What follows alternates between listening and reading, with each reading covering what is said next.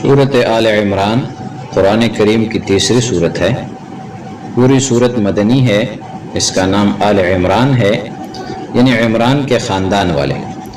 عمران نام کی دو شخصیات گزری ہیں، ایک حضرت موسیٰ علیہ السلام کے والد گرامی عمران بن یسہر، دوسرے حضرت مریم علیہ السلام کے والد گرامی عمران بن ماثان۔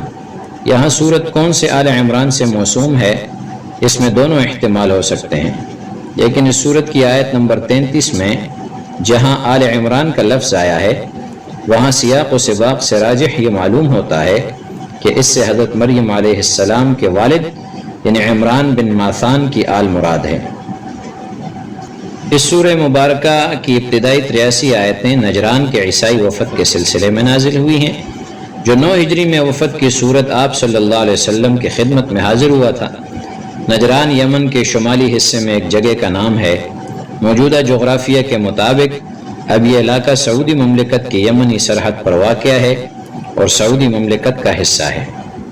اس قبیلے سے آپ نے حضرت عیسیٰ علیہ السلام کی پیدائش اور ان کی رسالت اور اللہ تعالیٰ کے بندے ہونے پر تفصیلی کلام فرمایا۔ اس صورت کے اہم موضوعات رد مسیحیت، رد یہودیت، عقید توحید اور رسالت کا اثبات، حج اور قتال فی سبیل اللہ کی فرضیت اور سود کی حرمت ہے۔